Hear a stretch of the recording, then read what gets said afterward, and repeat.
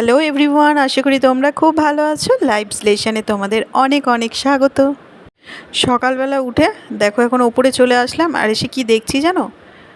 কি দারুণ প্রকৃতি! এই প্রকৃতি থেকে আর চোখ ফেরাতে পারছি না। ঝমঝমিয়ে বৃষ্টি হচ্ছে, দেখে এত ভালো লাগছে, মনে হচ্ছে এখানে দাঁড়িয়ে দাঁড়িয়ে শুধু প্রকৃতির দৃশ্যই দেখে যাই, আর কিছু না। সারাটা দিন শুধু বসে থাকি আর এই করি, কিন্তু বসে থাকার কি উপায় আছে? কাজবাজগুলো তো করতে হবে।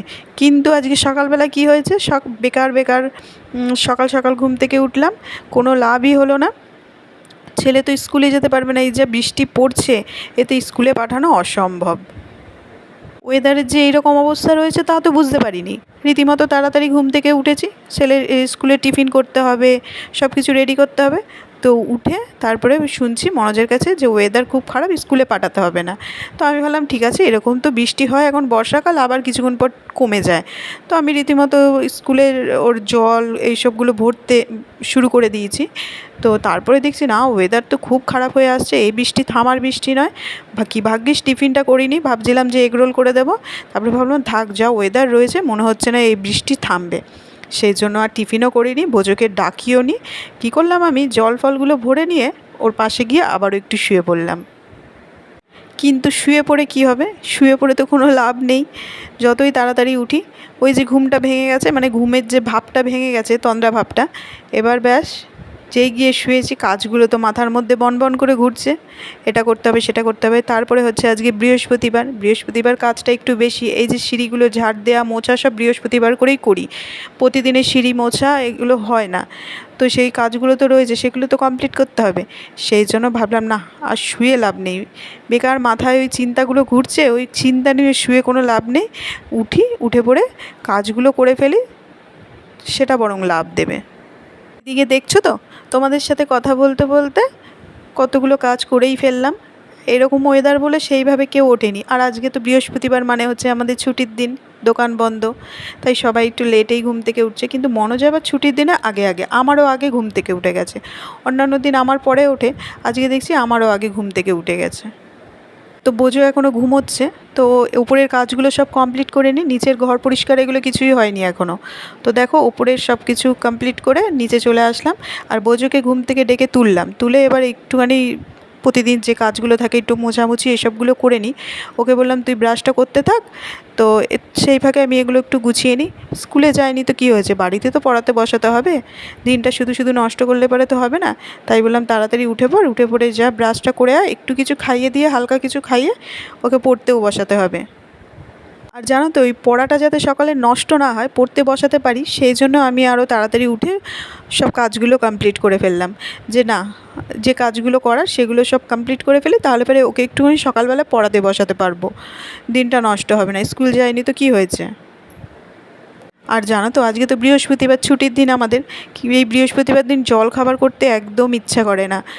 কারণ হচ্ছে দোকানে যে কাজ করে তিনি আজকে কাজে আসেন না, ছুটি যেহেতু। আর তিনিও সকালবেলা আমাদের বাড়িতেই ব্রেকফাস্টটা করে নেন। তো সেই কারণে আর উনিও আসে না। আমরা ভাবি যে ঠিক আছে, প্রতিদিনই তো জল খাবার করা হচ্ছে কিছু না কিছু, আজকে একটু বাইরে থেকে কিছু কিনে নিয়ে আসা হোক। সেই জন্য সকালবেলায় ব্যাস মনোজের কাছে বায়না তুলেছি যে যাও আজকে গিয়ে পেটাই পরোটা নিয়ে আসো।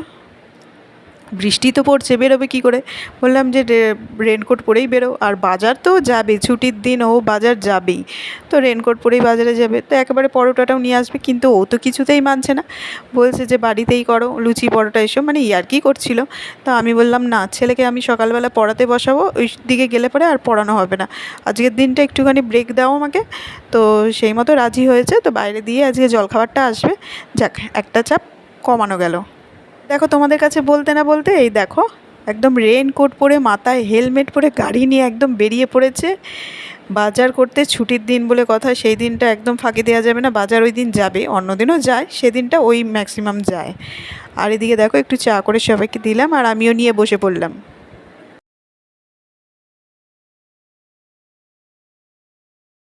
আর এই বৃষ্টির মধ্যে দেখো, বাজার করে জলখাবার নিয়ে রীতিমতন বউয়ের কথা শুনে একদম পেটাই পরোটা তরকারি, তার সাথে পান্তুয়া এসব নিয়ে একদম হাজিরে। এই দেখো পান্তুয়া নিয়ে এসছে, চলো সবাইকে এবার খেতে দিয়ে নিই। গরম গরম রয়েছে যেহেতু খেতে দিয়ে নিই তাড়াতাড়ি করে, নয় ঠান্ডা হলে আবার শক্ত হয়ে যাবে। আর এই বৃহস্পতিবার দিনটা যেহেতু ছুটির দিন, সকালবেলা একটু ফাঁকি দিতে আমার ইচ্ছা করে জলখাবার করার দিক থেকে। তো যাই হোক, ফাঁকি দিয়ে লাভ হলো, লোকসান তো কিছু হলো না। তো এই দেখো, মনোজের জন্য এবার খাবারটা বেড়ে নিচ্ছি, ওকে দিয়ে নিই। ওদিকে বোজোকেও খাওয়াবো, বোজোটা আর আমারটা একসাথে নিয়ে নেবো। ওদিকে শাশুড়ি মা, শ্বশুরমশাই সবার জন্যই একেবারে নিয়ে নেব। তো দেখো, সকালের ব্রেকফাস্ট তো হয়ে গেছে, দুপুরে নিয়ে রান্না এবার তোড়জোড় করতে হবে। তো রীতিমতো বাজার থেকে পালং শাক না, এটা পুঁই শাক, পালং পুঁই এগুলো সব দিয়ে তো সব যেন গুলিয়ে যায়। তো পুঁই শাকের চচ্চড়ি করবো, আর তার সাথে নিয়ে এসছে হচ্ছে পমফ্রেট মাছ। কিন্তু পমফ্রেট মাছ তো নিয়ে এসেছে, পমফ্রেট মাছ বোজো খেতে ভালোই বাসে, কিন্তু যেহেতু ছুটির দিন, বোজো আবার কি বলছে, আমি তো ভাবলাম পাপা তুমি মাটন নিয়ে আসবে।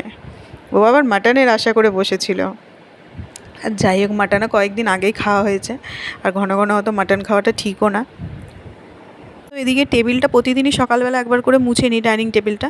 তো আজকে আর মোছা হয়নি, তাই ভাবলাম রান্না করতে করতে একবার মুছে নিই।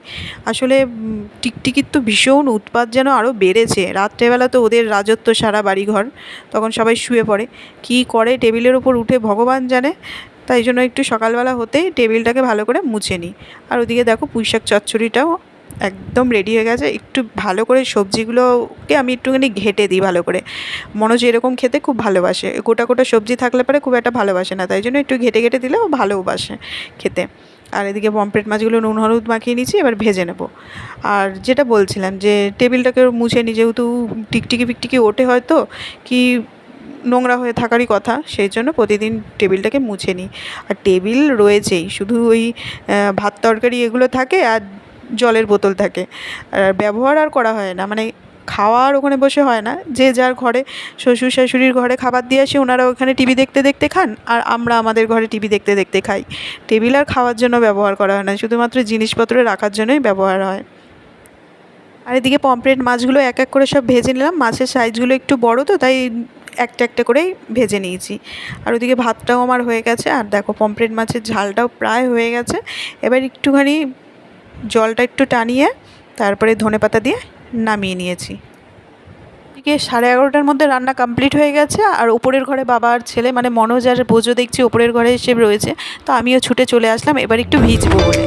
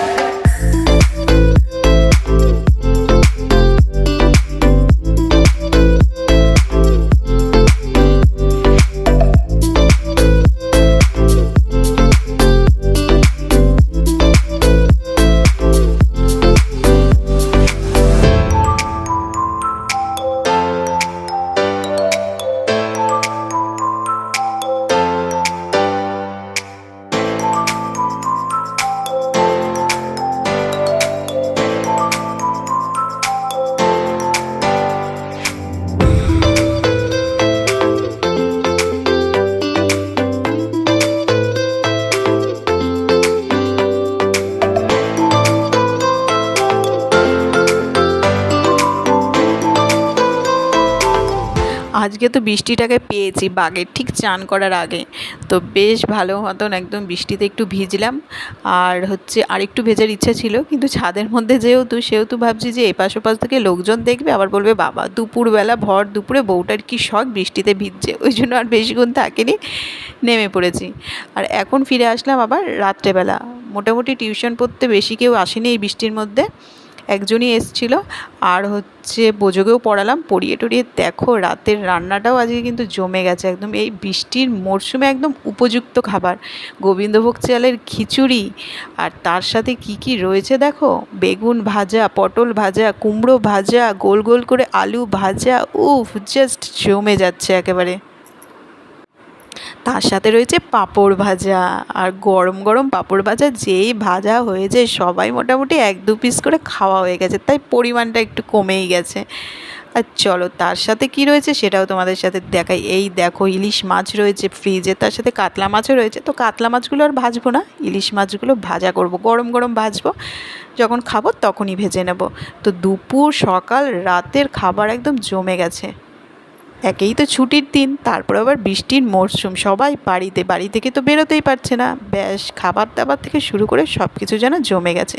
তো চলো আজকের মতো ভিডিওটা এখানেই শেষ করছি। যদি ভালো লেগে থাকে অবশ্যই কিন্তু একটা লাইক, শেয়ার অ্যান্ড সাবস্ক্রাইব করে দিও, আর একটা কমেন্ট রেখো। তোমাদের কমেন্ট করতে আমার খুব ভালো লাগে। Tata, bye bye, good night.